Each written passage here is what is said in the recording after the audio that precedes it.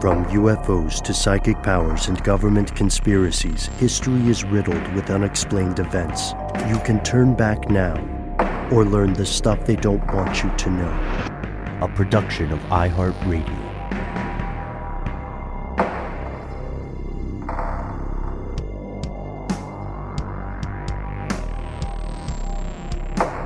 Hello, welcome back to the show. My name is Matt. My name is Noel. They call me Ben. We're joined as always with our super producer, Alexis, codename Doc Holiday Jackson. Most importantly, you are here, and that makes this stuff they don't want you to know. Quite excited. As you all know, I have a history of trying to convince producers to come on the mic and become hosts. Some people in this room have experienced that cajoling firsthand. But I'm quite excited that Doc Holiday, codename Doc Holiday, is making some more appearances on the mic. So if you hear someone chiming in, that is our own super producer. It's not a trick of trick of the earphones. And this is our listener mail segment for the week. We have so many things. We have such wonders to show you, as the Cenobites say. But today we're just going to explore three very odd ones. We've got a mystery pick toward the end, and we've got some occultism and science. We've even, finally, one of my favorite things, got a cryptid, right, Matt? Yeah, we got a cryptid. First stop, Lake Vostok. We've been there before on this show. We're going back. Vostok, however you want to say it. We got a voicemail from Rose, so we're going to listen to that right now. Hi, Ben, Matt, Noel. This is Rose from California, Fresno to be exact. And I was wondering, I was listening to that podcast you guys were talking about with the water, that freshwater lake that was under Antarctica. Well, I was speaking with my boyfriend, and he told me a story about how some scientists went in, and not all of them came back, and they had some sort of camera on them, camera equipment, so they got to see what happened to these people. And what they saw was a squid-like creature that could morph into a human, because that's where they thought this person was, or this thing, and it snatched them. So feel free to use my voice on air. I don't mind. And I hope you guys find this message well. I hope you guys are doing good. Thanks for the countless hours of entertainment. Love it. Yes, 100%. Somebody called in just now and said, hey, I had a conversation with my boyfriend, and he says that these scientists went into this lake and some of them didn't come back. Holy crap, made my day. So did some a little digging here, everybody. Rose, thank you so much for calling in. Thank you for having that conversation and for getting us so excited. Well, I found out what your boyfriend was talking about, Rose. What? I've got it right here. It is a story that many have come to call the organism 46-B or 46B story. That's right. And this thing is something that I feel like I recall hearing about a couple of years ago, maybe a little bit after that, around the time when there was some serious interest in Antarctica and drilling beneath, like there's just huge amounts of ice that has to be drilled down into to get to these freshwater lakes that are beneath all of that ice in certain places of Antarctica. And there is actual research going on there. And there was actual life found beneath all of that ice. And some of them were squid-like creatures. But the story itself, the one that your boyfriend's talking about, Rose, goes a little something like this. And I'm getting this from, there are a lot of different websites. One is cryptids.fandom.com. Another one is ufoinsight.com. Another one is called forsythstories.com. But there are a whole bunch of places online where you can read this. And this is what the claim is. On Antarctica, there was a Russian mission where scientists accidentally stumbled upon alien life, essentially, that existed down underneath the ice in Lake Vostok. And I'm just going to read this directly from cryptids.fandom.com. So where we are is Vostok Station that we've talked about before on this show. It was established by the Soviets in 1957. It's above Lake Vostok, this large body of water, but has ice between the water and where the actual scientists would be operating from. There's a ton of ice core drilling that goes down into that ice to reach the water. It's generally very small boreholes that are created to get down into that ice and to gain access and to look at it. There's a scientist that was a part of some of these drilling expeditions, or drilling exercises and research. And this doctor's name is Anton Padalka, Padalka. This person allegedly was a part of the first, quote, scientific expedition to explore the lake. So to actually go down through the ice and into the lake itself. And there's a quote. Here's a quote from Padalka. "We encountered organism 46B on our first day. It disabled our radio, which we later learned to our alarm was intentional. Crap. It is also able to paralyze prey from a distance of up to 150 feet by releasing its venom into the water." This is like serious nightmare fuel stuff for me. I'm a big, I have a big fear of water dwelling cryptids personally. Yes. And also a part of this quote, by the way, you should be terrified. "Tragically, my colleague and lifelong friend was killed this way." So what they're talking about, this creature, 46B, was allegedly a 14 tentacled squid-like creature that was discovered within the lake. Very strange, right? Also, according to the same Dr. Anton Padalka, this thing was able to shapeshift and made itself look as though it was a human that these scientists were encountering, as though it was another team member or something that was down there in the deep before it then attacked and killed one of the other scientists. Right. But I don't want to derail this. There are some things. I followed this story. Some iteration of it comes up every few years. Rose, first, thank you for the excellent suggestion. I had actually thought about making a whole episode just about that cantankerous old 46B.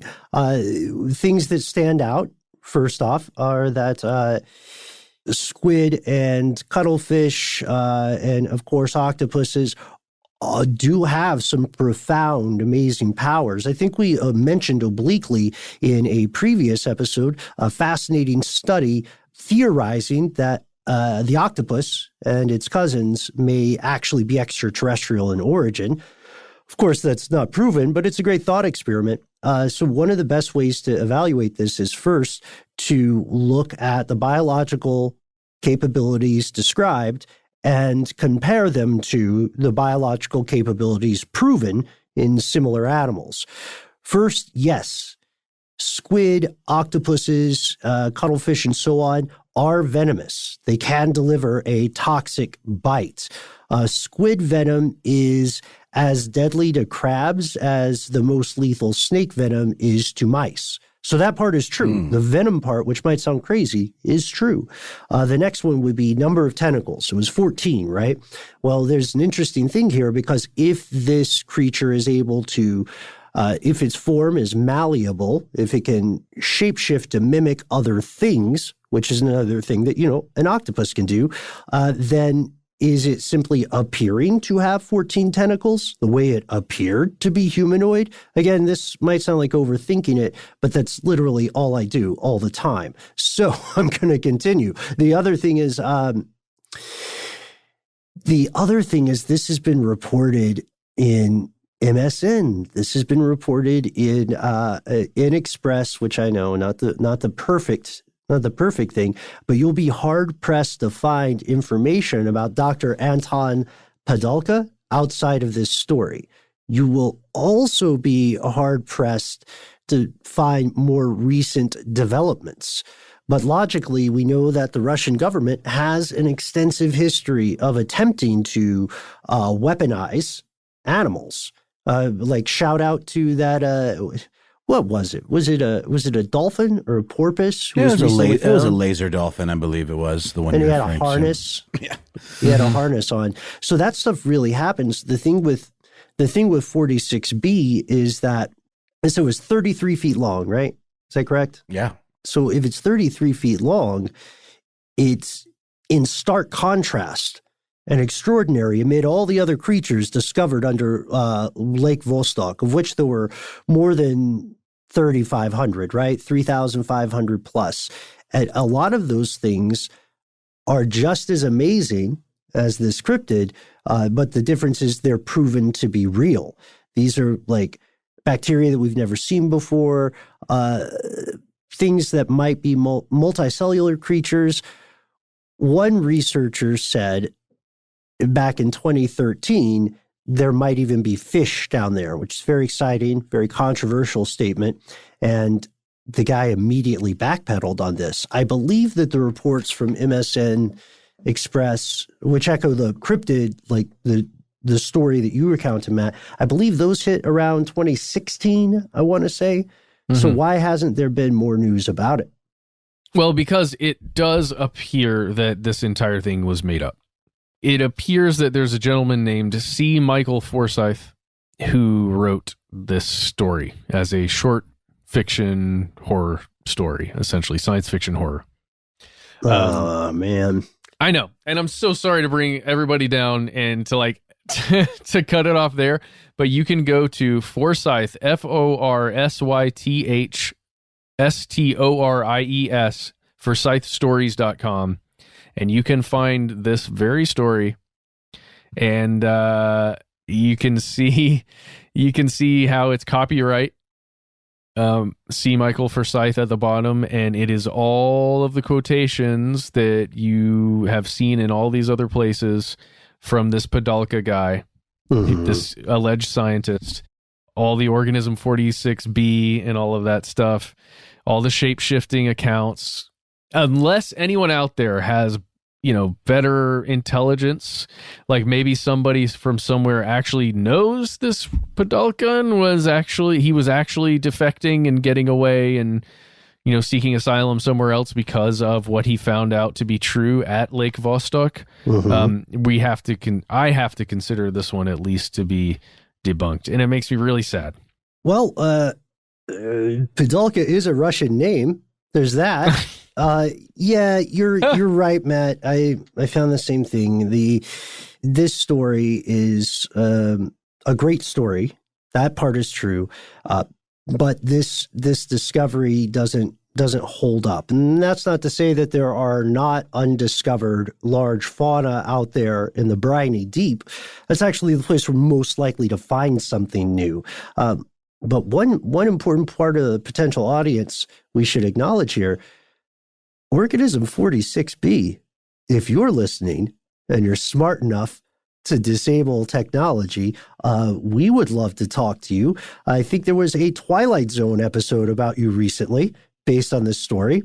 And Mr. Forsyth, if you're listening, I hope they paid you for your work. Wait, was there really a Twilight Zone about this very thing? Yes, that's correct. Twilight Zone Season 2, Episode 6 of the reboot, which I love. There is a crazy octopus episode. It has a lot in kind of there are people who are deep in the ocean, and they find a super intelligent octopus-like creature, and it wreaks havoc. Hilarity ensues. Oh, dude, that was written by Glenn Morgan from writer of the X-Files. Oh, wow. Mm-hmm. Yes. Mm-hmm. It has Joe McHale in it. Okay. All good. Yes. I haven't seen any of those new Twilight Zones. Are they pretty good, Ben? I like them, but I'm the worst person to ask. Twilight Zone is one of my favorite shows. And I'm also a big early Twilight Zone fan. It said it created so many incredible tropes, where they weren't tropes back when they were just like a good idea from Rod Serling. Mm-hmm. Man, this is a weird one, guys. And Rose, we don't want to leave you hanging. Again, the stuff that has been proven to be found in Lake Vostok is crazy. And please do let your friends and your boyfriend know that there are ancient microbes that were buried for millennia in the poles. And now those things are reemerging from the ice. And they're the kind of creature that can survive that deep freeze. Mm-hmm. We don't know what they'll do.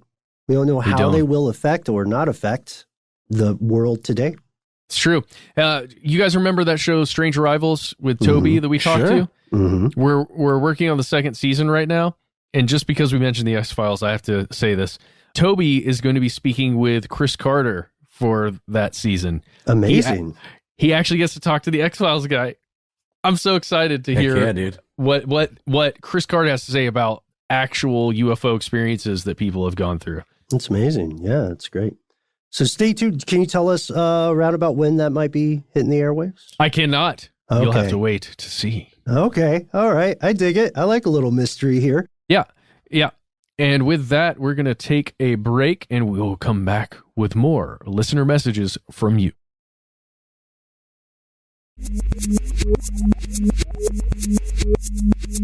And we're back. Received an email with a pretty compelling nom de plume. That is Android A, or AA, writes in and says, "Hi guys, I've always been a fan of the show, and this is something I always look forward to during the week. I have a topic for you guys to discuss, and it is about the Islamic Antichrist Dajjal. This could be a talk for the whole episode, as none other than Jack Parsons, who you guys might have heard of, used to call himself that. It would be great to hear your takes on the topic. If you would like to discuss this on the show, please refer to me as AA or Android A. You got it, Android A. Cool. We're on this. So Jack Parsons, for the uninitiated, realize why that's such a bad joke later, is instrumental in two things: rocketry. And he's legit. He's a legit rocket scientist. And the occult. Depending on your opinion about all things occult in general, he's an expert on that too.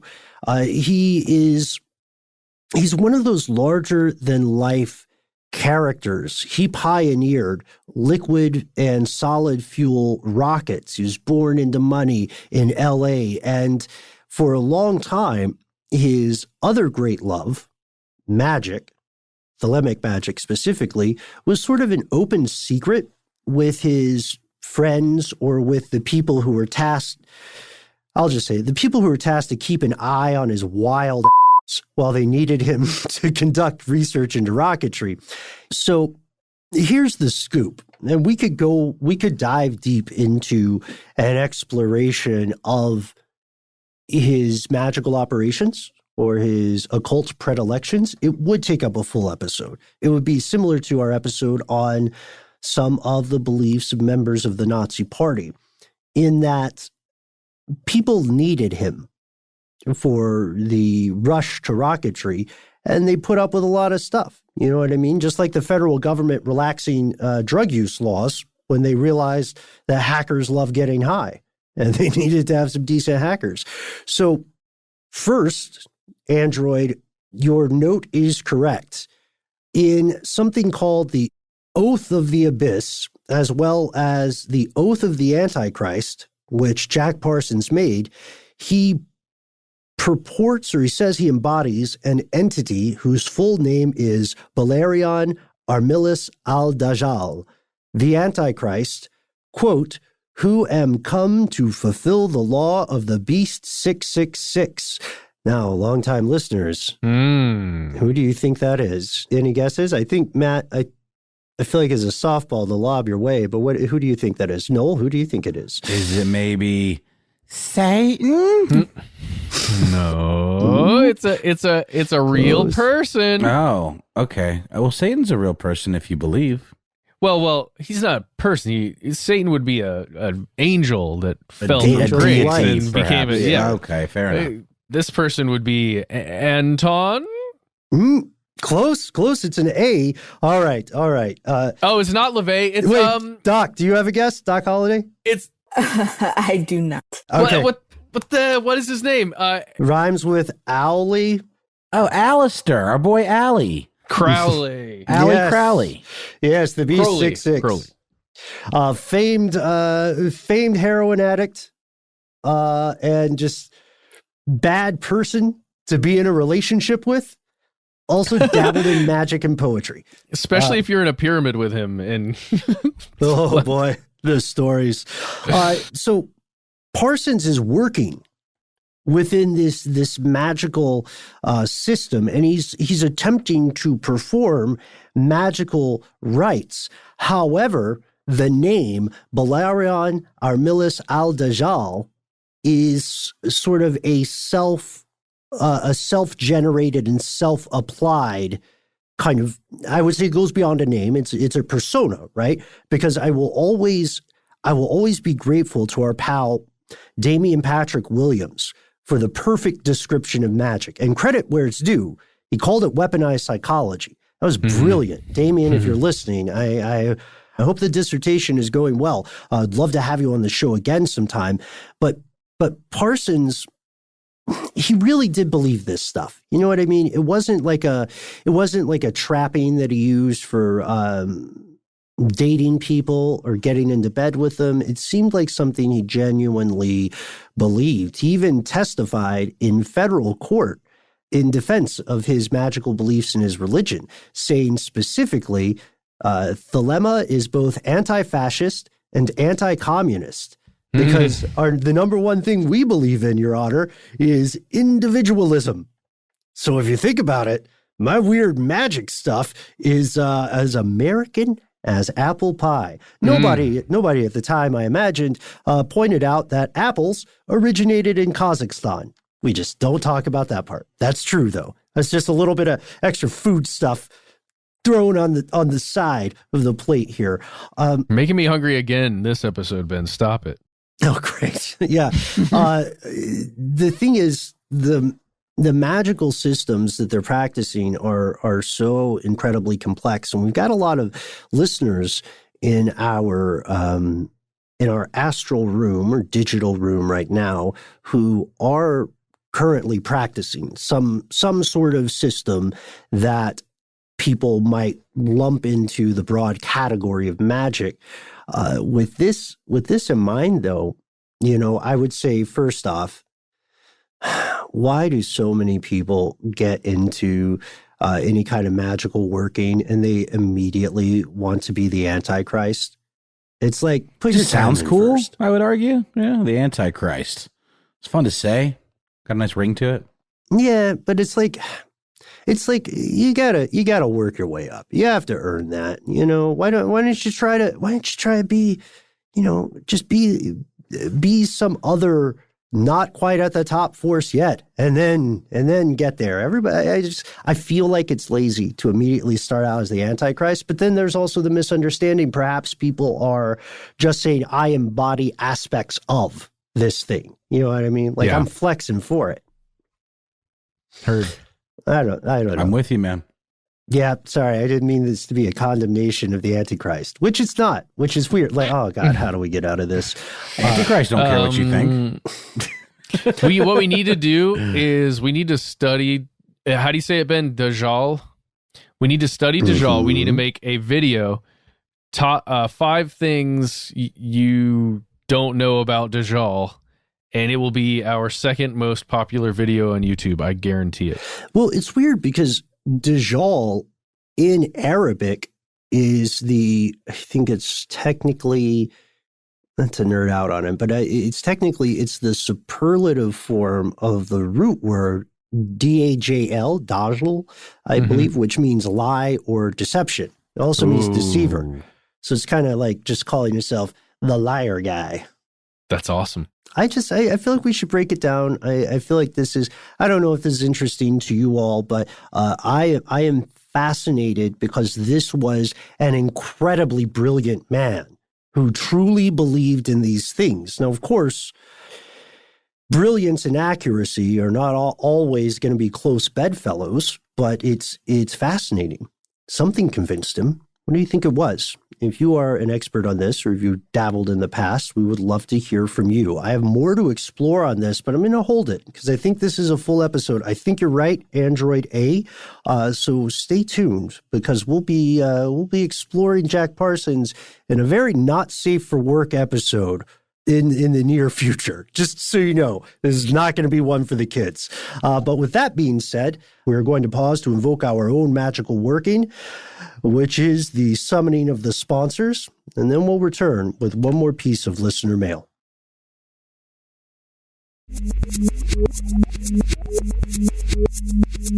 And we're back with our final piece of listener mail. And this one hit not close to home exactly, but close to a previous home I had, or at least a vacation destination associated with the previous home I had. Being cryptic enough for you? Well, let me get right to it. The subject of the email is Monkey Island. And no, I'm not referring to that classic PC game, Monkey Island, which was absolutely a thing. Hey guys, this is from Noble Savage Forge, by the way. I'm assuming that's this gentleman's business, so I hope I did a solid by calling it out. Maybe he makes like cool blades or something. Noble Savage Forge. This one comes from Aaron, and he says, "Hey guys, love the show. Hollering at you from Spartanburg, South Carolina. Have you heard of Monkey Island? There's a small inlet island in South Carolina around Fripp Island, South Carolina, called Morgan Island that is populated by, you guessed it, monkeys that were put there for government experimentation. Hope you find this interesting. Thanks, guys." Aaron. And this hit a nerve with me because I had neighbors that I grew up next door to in Augusta, Georgia, who had a lake house in South Carolina. Not terribly far from this. And I distinctly have a memory of hearing them say, or we were in their boat out on the lake, and they were like, "Hey, let's go to Monkey Island." And it was too far. We didn't go. But at the time, I'd assumed it was a clever name. I didn't know anything about this stuff. But it's true. Monkey Island is an island, exactly as Aaron described, that you can see exclusively by boat. You're not supposed to go onto the island. But it's an area called the Low Country, Morgan Island near Beaufort or Beaufort. No, I think it's Beaufort. And since the 70s, this tiny little island has been populated by a colony of Rhesus monkeys. And at this point, I think it started off with just a handful that were dropped there because of a change in the law of like importing monkeys from India. So scientists wanted to make a self-sustaining monkey colony that they could just go to and pluck them out whenever they wanted to do like science experiments on them. And to this day, there are around 4,000 of these monkeys that hang around on this very specific island. And it's used by the National Institute of Allergy and Infectious Diseases, again, as a source of research. And this island is 2,000 acres, and it's owned and managed by the South Carolina Department of Natural Resources, and it's protected under federal law. So definitely a no-no to try to go on the island, but you are allowed to, get close enough to see some monkey action going on. But the monkeys are literally just roaming free on this island, procreating. That's the desired effect. And yeah, it's become kind of like almost like the stuff of legend. Monkey Island. I remember hearing about this when I was a kid. Isn't that weird, guys? Yeah. Yeah. The weirdest thing is this is almost a genre of island. There's another Monkey Island in Puerto Rico. There are a couple of islands, might surprise people, that are ruled entirely by animals. Sometimes they're sort of cautionary tales of good intentions gone awry, or creatures with no natural predators run amok. What's interesting here, Isn't there a Bunny Rabbit Island in Japan? What's interesting here, though, is that these were purposefully placed there. They're not like the hippos of Pablo Escobar's fame. They're not like the islands filled with snakes, right? Venomous snakes. That's a lot of fun. It reminds me There's this book I love that I'd like to recommend to anybody who enjoyed the earlier recommendation of Atlas of Remote Islands. There's also the Atlas of Cursed Places, where you can learn much more about some of the dangerous islands run by animals. Full name, Atlas of Cursed Places, Travel Guide to Dangerous and Frightful Destinations. Worth the read. Get it in hardback if you can. But Monkey Island here specifically in South Carolina has been really successful, right? I think they've got like 4,000 rhesus monkeys right now. That's correct. More? Yeah, okay. That's right.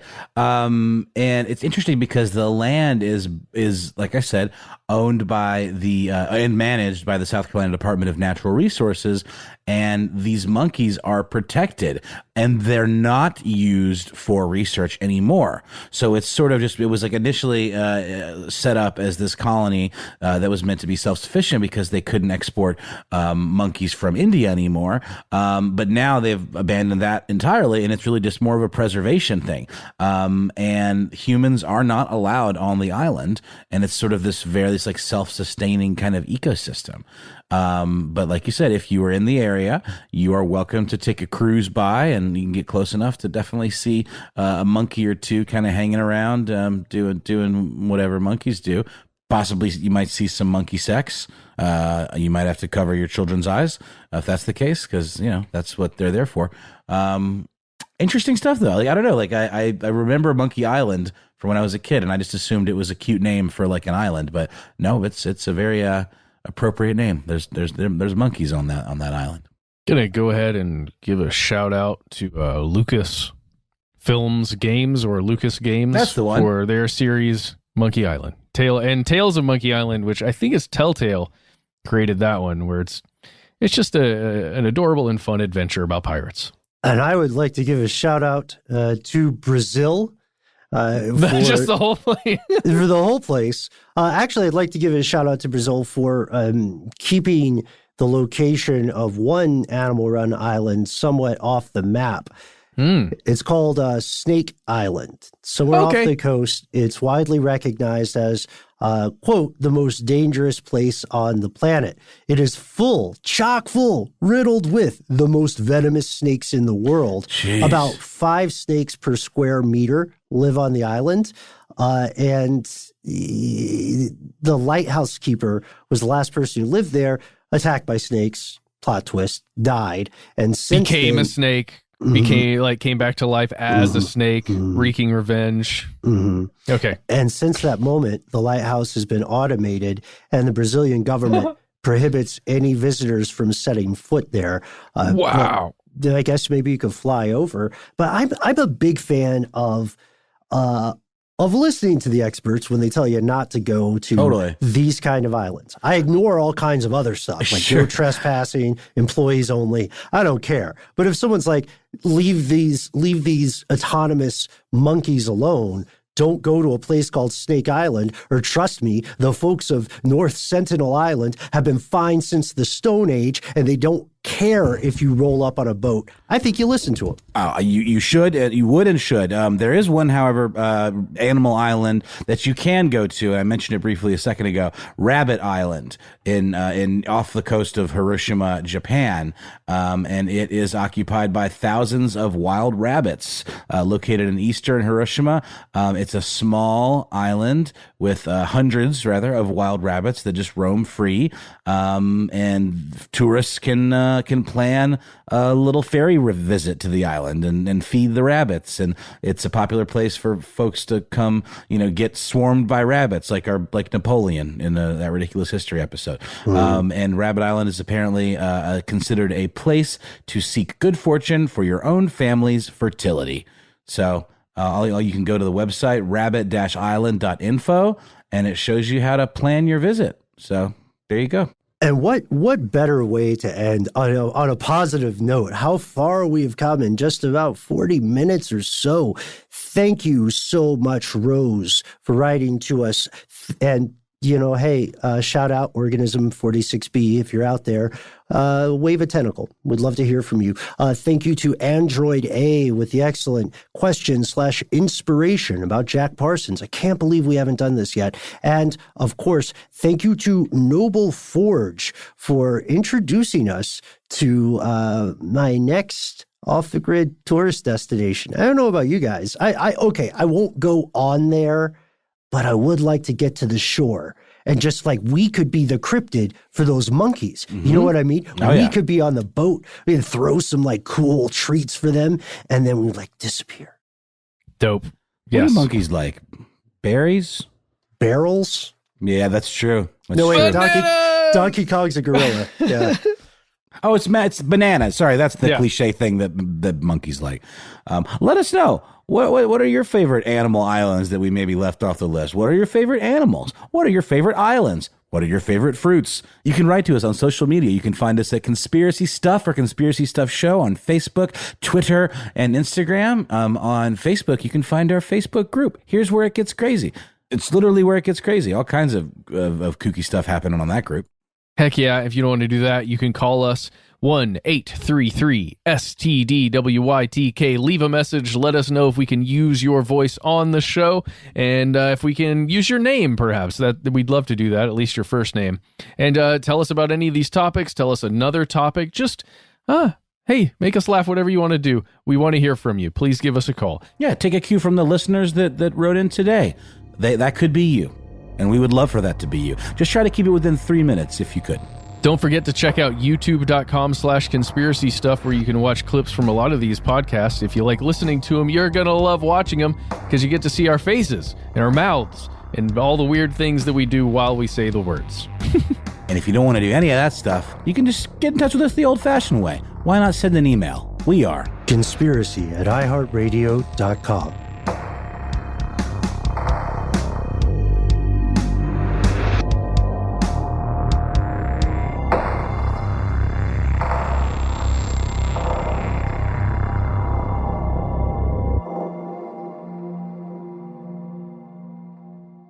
Stuff They Don't Want You to Know is a production of iHeartRadio. For more podcasts from iHeartRadio, visit the iHeartRadio app, Apple Podcasts, or wherever you listen to your favorite shows.